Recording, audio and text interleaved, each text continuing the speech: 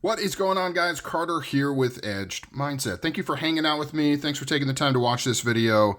Comment, like, subscribe. Just do it. Just do it. Don't think. Stop. Go. Yes. Like, comment, subscribe, bell notification really helps me out. We're talking about the Metal Complex knife, right? The YouTube knife. The Excalibur from Kunwu. Now, full disclaimer. Right? I've got to be completely transparent here, and I know what you're thinking. You're thinking, holy crap, he got these for free. He is a shill for other YouTubers and for Kunwu. No, I wish. No, nothing. I bought these with my own money. I didn't intend on buying both of these. I mentioned that in the unboxing. Originally, I wanted the Stonewash. They did the drop. I wasn't sure if it was going to like blow up and sell out right away. So I hurried and I went there. And this was sold out, listed as sold out. And so I got my backup, which is this one. And then, I don't know, an hour later, 30 minutes later, all of a sudden this is back in stock. And it's been in stock for months. So I was like, well, I'll buy both. I'm sure I can sell the one I don't like. And I got them both in, and I love them both. But no, my disclaimer is that I'm a little bit biased on this knife. There's something about it that I really, really like. So I'm going to try to be as objective as I can in this overview. I'm going to talk about the things that are not perfect on these knives. It's kind of cool that I got an example of two, because the thing I'm going to complain about the most is actually apparent on both of them in slightly, less intensity. One is more intense than the other. I can't talk. I cannot talk. What's going on? What is going on? The issue I have with this knife, one has it more than the other. That's what I'm trying to say on here. Now, what is it about this thing that I love? I mean, it's a good knife all around, but like the thing, the je ne, oui, oui, right? Insert French phrase here. I don't know. Something to do with the way the integral's done. Maybe it's how this is crowned back here. The flat scales, well, flat-ish scales. It's got a slight contour. The flat-ish scales with this crowned, I don't know, something about that. Like the caboose on this thing is like, yes, mama, I am going to serve you forever, my queen, type thing going on here. Something about it I really, really like. But let's get objective here. Let's get objective. Let's do size. This thing is long. It's a long boy. It is not a little knife. Overall blade length is almost, wow, 3 3/4.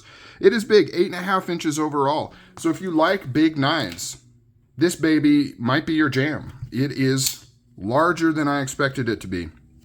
Here it is compared to a Paramilitary 2. You can see it doesn't dwarf it, but it definitely shows it who's boss, right? It's like, hey, little man, go mow the lawn and then get me some sweet iced tea while I sit here and critique your mowing abilities. That's what it's doing, right? If they lived together in a house and they were like sharing rent, that's the deal that would be happening. This one would be calling the shots. This one would be the little gopher knife right there. Let's do let's do the Mac 2 here, Mac 2 3.5. McNeese, you can see right there, dwarfs it, right? Dwarfs it. Do I have anything massive? I don't think I have anything massive. We've got the Nefarious from Wicked Dream Designs there. Love that knife. If you haven't picked one of these up and it at all captures your interest, I would jump on it. It's really, really, really cool. It's a really cool knife. I need to do like a full review on that bad boy. And then we've got the, what is this called? What is this? The Pharaoh Monster... Pharaoh Monster Aurora Rays. That's a mouthful right there. Cool words, but put together, it doesn't really make sense. Still undecided on if I like this thing. Yeah, I got to think about that one. And then we've got the Kestrel from Romet, which in my opinion is a bit of a mess. I've got to do a full review on this one as well. And hey, let's just show off everything. We've got the Geoknives Ethereal here. I'm just surprised I can remember all these names, honestly. This is, here, do you want to know a little secret behind this channel? I don't really like knives at all. I only do this channel as a barometer for if I'm slipping into early onset dementia. That's it. That's the only reason I do this channel, because this is the litmus test. If I can remember all of these funky names on all these knives, I know I'm in decent shape with my mental faculties. And this is a recorded thing, right? I can show it to my wife and she can be like, oh yeah, you're slipping. You are sundowning right now. You're in need of attention. I'm not trying to make light of early onset dementia at all. It's devastating, absolutely devastating. And I'm 99% joking with that statement, but there is a little bit of truth, a little bit of truth to that. Maybe, I don't know, maybe a little bit. All right, I'm getting off the rails. So that's the sizes. Let's do some weight here. It's heavy. That's one of the complaints, right, with this knife is it's heavy, 5.7 ounces. Chunker, you know, and that is mostly due to the integralness. That's a new word. Integralness of the knife here. But I do want to point something out, and I'll do it right now. I'm jumping ahead, but because it's top of mind, I don't want to forget it. So if you look here at where the milling starts for the handle, right there, and you kind of gauge what this swoop looks like, and if you map it out here, it kind of swoops down like this, right into the back. So you've got a big chunk of titanium right here. This is all like solid back here. And it does make me wonder if something could have been done there. I know they didn't want to do, or I don't know, somebody didn't want to do a lanyard hole because people just don't. I mean, lanyards are kind of a thing of the past. But in this case, it might have been nice to put a lanyard hole just to remove some weight. Probably wouldn't have made too much of a difference, but you can kind of feel this thick piece right here. Now, the plus is this is an excellent bludgeoning tool. I mean, you have so much mass down here at the bottom with this solid, like, it's not a breaker, right? Like, you wouldn't really break glass with this, but it is a thick chunk of solid titanium right at the butt end here. Or I wonder if they could have just milled it so that it went in like this a little bit more and scooped in. I don't know. Now, you may say, well, maybe they can't be that precise with it, but guess what? I know they can, because this knife has some very interesting stuff going on. It was kind of blowing my mind. We'll jump ahead to that too, and then we'll circle back to the boring stuff. So, you know, open position, what's stopping the blade from going all the way back? It's these pins right here, or studs, I guess, because this isn't a pressed pin. I think these are studs screwed in, right? So these are interfacing with both sides here. You can see how evenly it's connecting on both sides. That's excellent. What about the closed position? Well, normally in a knife like this, the studs would do the same thing, and they would hit up against the scale here. But you can see, let me see if I can get some paper. I'm somewhat discovering myself here. Oh, actually, maybe that is connecting. Maybe that is connecting right there. Actually, see, I'm learning with you guys. See, I was almost thinking, I'm still not completely convinced. I was almost wondering if this had more of an internal stop pin type thing going on where it was actually connecting right there, because I'm getting like oil residue right there. And when I look inside, it almost looks like it's got, I don't know if you can see that, like down in the back, like they milled a stop pin into the titanium. And it's actually hitting back here. But I don't know if that's true now. Oh, by the way, do you want to take this apart? We could take this apart. There's a crazy thing going on with this assembly here. So stay tuned. It's interesting. It is very, very interesting the way this is put together. I've never seen an integral put together like this. Let's cruise through. I don't know, man. Maybe that should be a different, I don't know. All right, so we've got Vanax steel. Absolutely amazing. Premium. Really, really good steel. Kunwu, if you don't know, they heat treat amazingly well. Like, they are performance first. One of the things I really like about Kunwu, and you can watch my top 3 reasons why you should buy a Kunwu knife if you want to. It's out there somewhere. Is that they are more performance based, and they like to use like tool steels, high carbon steels, things like that. Vancron, you know, they use kind of those. I don't know the right word, but they don't just default like M390, right? S35. They don't just default with these kind of common EDC steels that are everywhere. They use a lot of really cool high carbon tool steels, things like Vanax. Not that that's a tool steel, but I mean, you know, things that are not weird. It's just, you don't see it as much in this style of knife. usually, you know, you're rocking the M390s, right? Like, oh yeah, it's a Chinese produced knife. 90% chance it's using M390. That's kind of the default. Not that anything's bad with M390. It's a good all-around steel. It's, you know, affordable, things like that. But Kunwu uses really cool steels. We got this awesome fuller coming out of this oblong opening hole that is just so sexy. The blade shape, simple, elegant, perfect, flat ground. It is that nice EDC mix where it's thin enough to slice. It's razor sharp. Kunwu sharpens like a demon. Like an absolute demon, and flat ground, but it's not delicate, right? So it can handle, there's the tip right there. It can handle a lot. So well done. I love that he's using external stop pins. And I say he, I guess I'm talking about Metal Complex. I have no idea what this kind of collaboration really entailed. I don't know how much of this is just Kunwu, how much of this is him. I haven't watched all of his videos on this knife to know if he's kind of gone behind the scenes and shown designs or like design process or anything like that. So I don't know. I'm just going to interchangeably say different things, I guess, on this video. Crowned spine, which looks amazing. It echoes on the crown of the handle here. You've got some very functional jimping, not overly aggressive. You've got it crowned in the finger choil too, you can see right there. So this knife, you know, one thing I'll absolutely say is it has an extremely premium feel all around. And it's hard to completely quantify, but all of the surfaces have a tension given to them, I guess is what I'll say. Like everywhere you look, there is nothing left unattended to, which is rare at this price point. And I know some people are saying $400 for a Chinese made knife. 100% worth the money. Like the attention to detail, fact that it's an integral, all the different pieces, the steel, this feels like a premium, like custom small batch USA made knife in terms of fit, feel, finish, things like that. Except for the issue I'm going to talk about here in a minute. Got lock bar insert coming in from the outside because it has to, because it's an integral.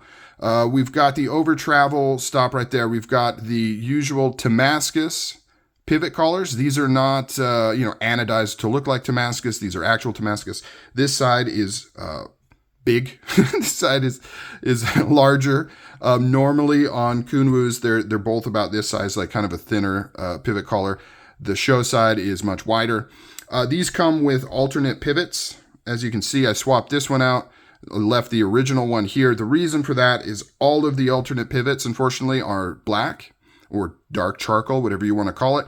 And so the dark charcoal on this just looked a little bit off. I liked how this gray matched the gray and the thumb studs and all that stuff. So I kept this one original, swapped out this one, but it looks really nice, gives a very clean kind of look there. Pocket clip, that was a big debacle on the original release of this knife. It was a very skinny Damascus pocket clip that had way too much tension on it. People freaked out, they didn't like it, couldn't go in their pants. And so on this latest version, they put a more traditional Kunwu pocket clip, which is absolutely amazing. It's radiused, matches, great retention. One thing worth noting is, which is surprising, is there's no landing spot underneath the pocket clip here, which is weird because that's a common complaint that reviewers have with knives like this with hard texture, is how it's going to rip up your jeans. So the fact that a YouTuber designed a knife that didn't address that is a little bit strange. I really like the logo, the Metal Complex logo placement inside this relief there. Not only is it unique, I've seen it done, but not as often as you would think. It seems like a lot of these knives, when they're designed, not these, they just kind of do whatever. Like they don't put a lot of thought into things. And this one seems like this one for sure has a lot of thought put into everything on the knife, which in my opinion is just really, really cool. So very excited to have these in my collection. Absolutely love them both. So action is insanely amazing. Drop shutty, really good flicking. Now I will say, so here's a drawback with integral. Integrals to me are cool. I really like how this one, like I said, anyways, I won't rehash, but I really, really like integrals in concept, but they're always going to be a gimmick to me to a certain degree. I see no true benefit to them.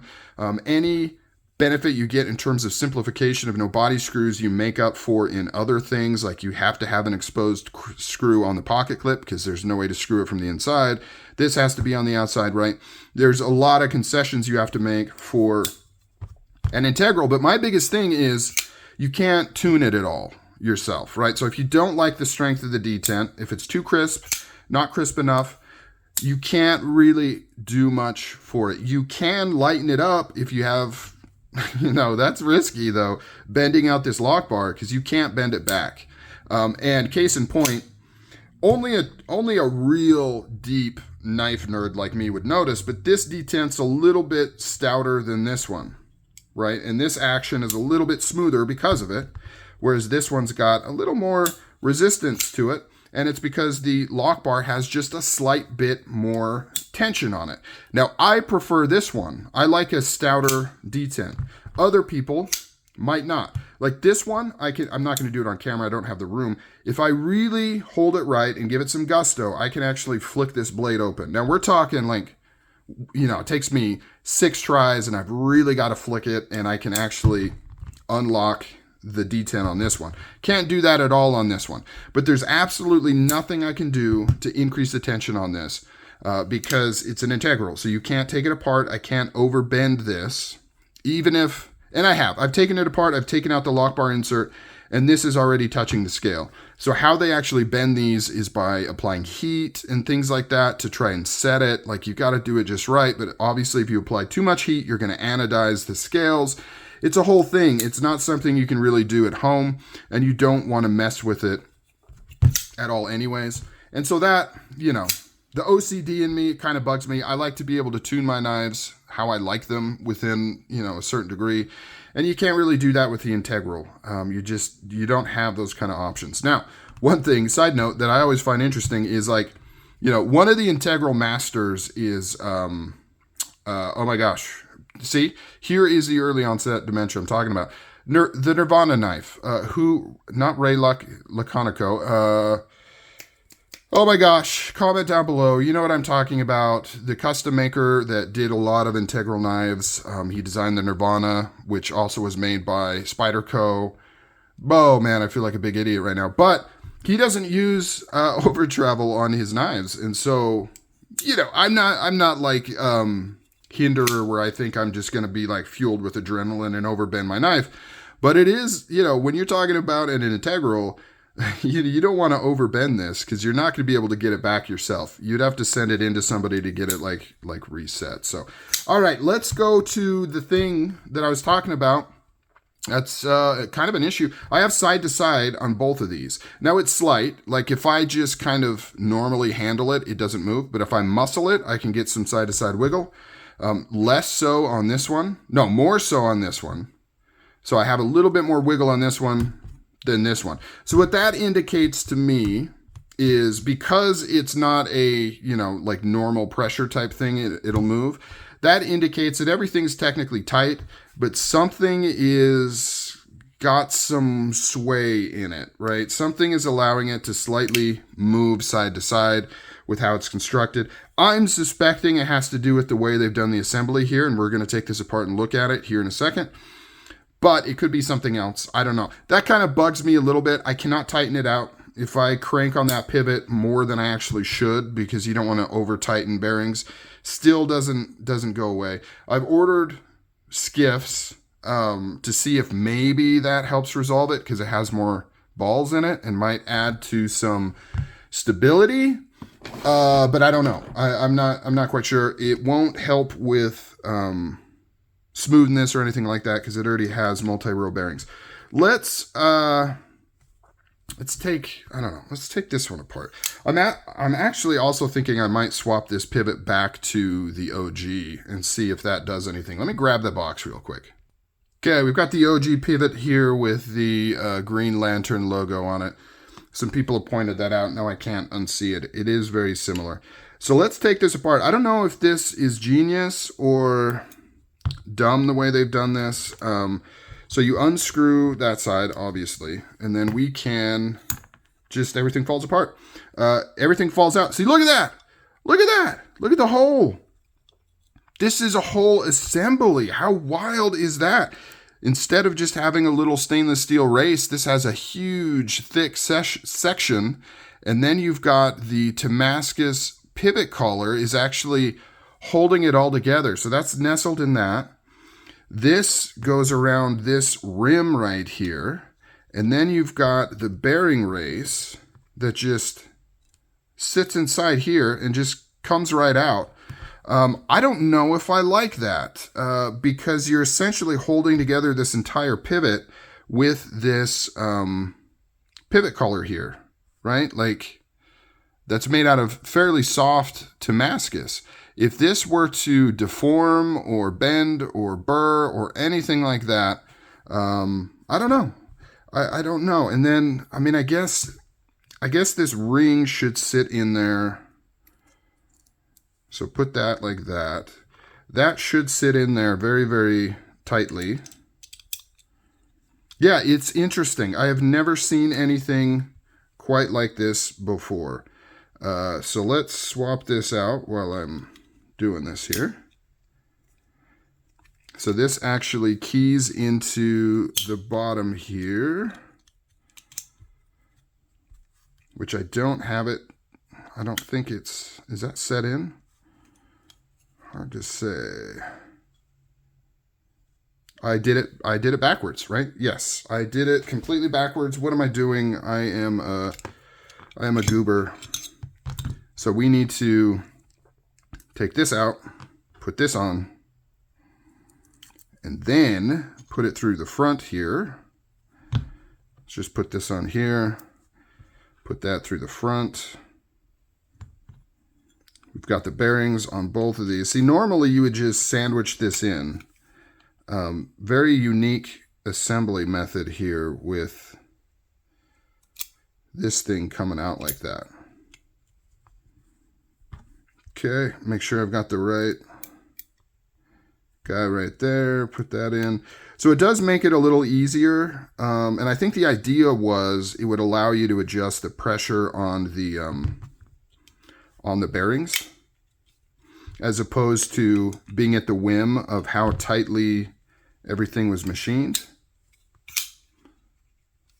But no, that did not remove any of the play. Still there. So it is not indicative of that pivot, which I didn't think it would. I just, this is the only one I traded out. Yeah, still there. So I'm going to throw that other pivot back in after this video. And when I get those skiffs in, if that does anything, which it probably won't, because I really think it has to do with the way this assembly is, then I'll let you know if that works. Very bold to do an integral for kind of the first release of this. Typically, you would test the design with a standard like sandwich construction, and then if it does well, you would offer kind of like an integral version. So pretty bold to come out with the integral. I absolutely, like, one of my favorite knives, but I do wish they hadn't done this sort of odd assembly where this whole thing comes out. I just don't love it. I don't completely trust it. You don't have to do that. Most integrals are not set up that way. I mean, typically you would just slide the assembly out and it has a normal pivot. So I like the ingenuity, but yeah, not my favorite thing. All right, comment down below. What do you think of the Excalibur from Kunwu/Metal Complex? I want to hear from you. I am out. Talk to you later.